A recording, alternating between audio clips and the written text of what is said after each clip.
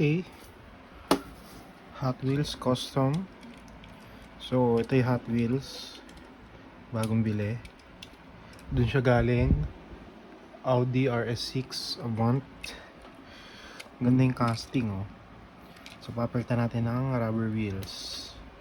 Ganito yung magiging itsura niya. Yan. Kabila. Tingnan natin kabila. Bagay. Ganda. Bagay siya sa pagka-red niya. Lalagyan mo ng blue wheels. Diba? Okay. Gagawin natin is solder technique.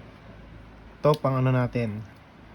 Pang putol dito sa plastic sa loob na nakadikit dun sa wheels. Para makabit natin yung wheel.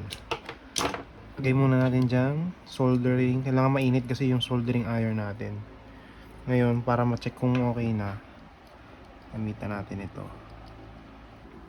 Okay, bali umiinit na, yan o, kita natin.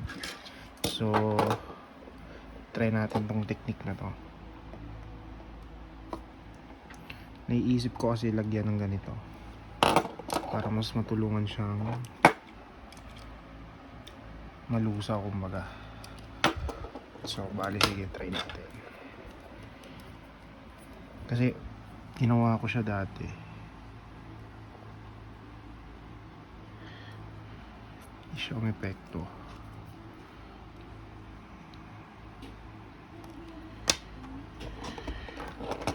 Yan. Sabi daw nila sa YouTube, tutusok lang daw to dito.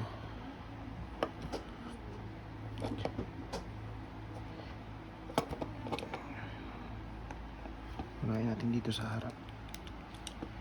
Yan. Painitin natin. Tapos unti-unti daw natin iangat.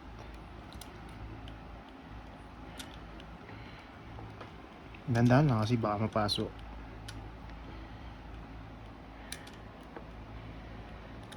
So ayan mo kung hindi may epekto.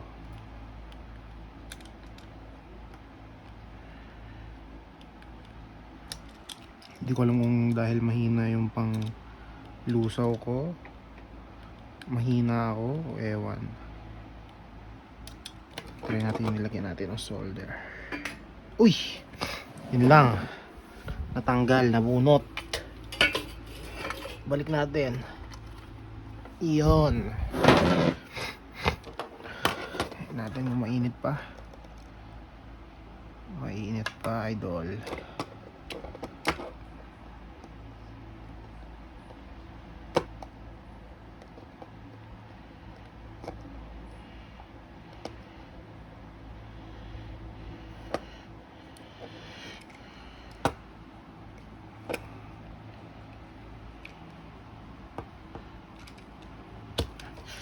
Ayun na nga. Nabikta na nga tayo, madlang people. Nahin mo natin sa harap. Yun o. Mamamatay pa tayo sa pinagagawa natin. Ganun talaga pag walang drill bit na maayos.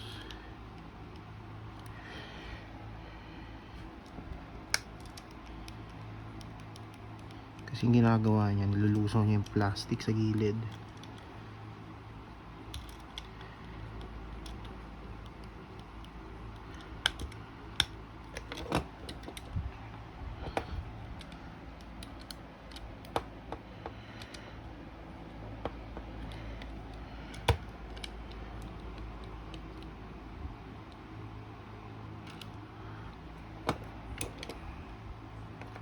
So ayun na, umiinit lang yung kotse.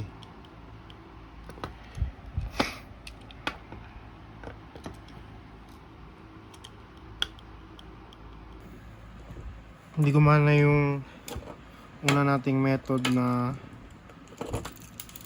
ang tawag natin is soldering iron. So pinapainit natin yung rivet para lumambot yung plastic para bumuka na ma-open natin. Ngayon, gagamitin natin second method or drilling method, which is ano ba yun? Nagkagasgas na. Ayun no, kagasgas na agad. Bad trip. Drilling method, which is mas efficient. Ngayon ang problema ko kasi dito, wala akong maayos na drill bit. Hindi pasok dito or kulang. bababaan lang natin, tapos dahan-dahanin lang natin, no? Number 2 muna. Papaikot natin, palakay natin butas para mabutas natin. Okay. Nawala kasi yung drill bit ko eh. So, tsatsagaan natin to.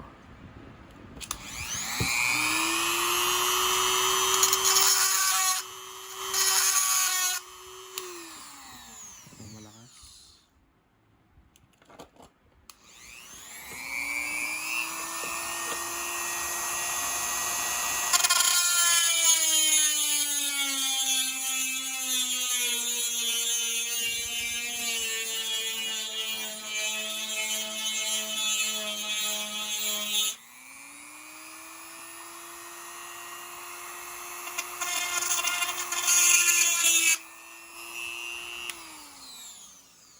Try natin,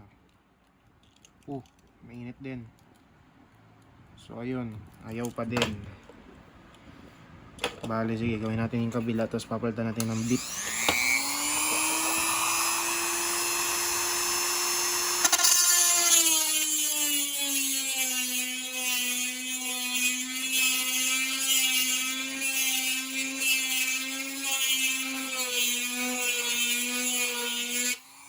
Kabila.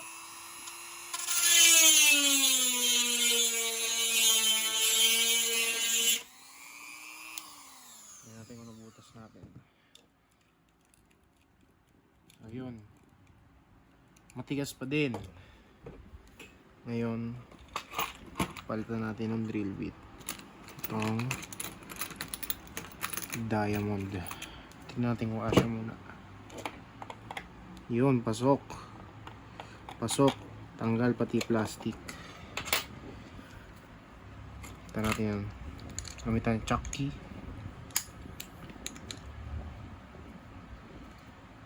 Medyo matigas. Ayun ba? Sorry. Pabaliktad pala. Paluwag. Sisira ko pa.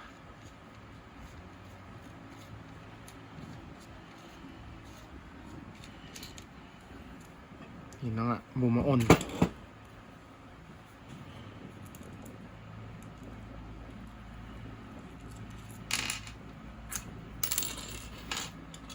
Yun.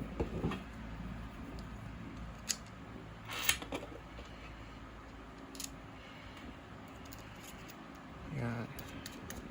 Ito natin. Pag umiikot na, gamit ulit natin chuck key. Pinitin natin yung lock.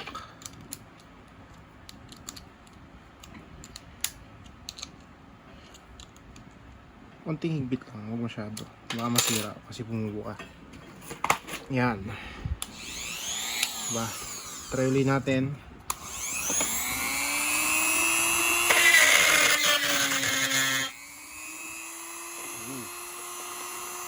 Bila.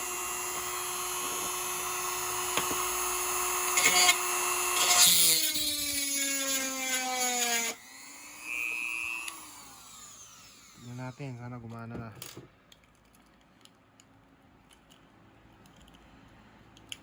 Sa likod okay na. Tina lang. Okay. Hindi pa tayong trim.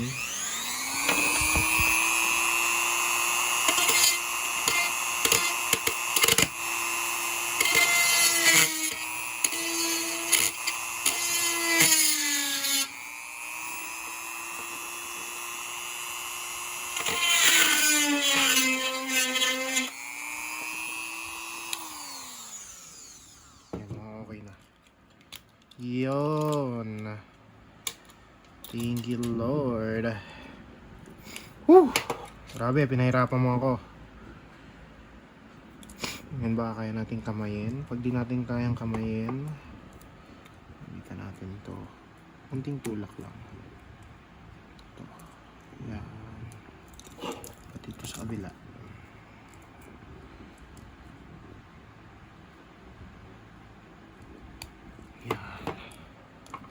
Ba?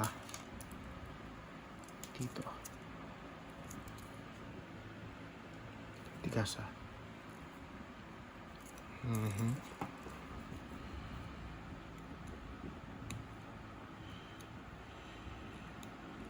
Yan.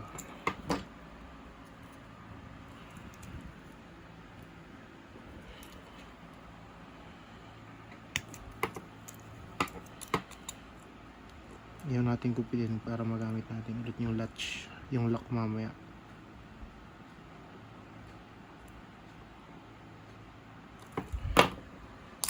Yan. Out with the old, in with the new. Tulak natin. Medyo matigas, no? Likod muna. Yan.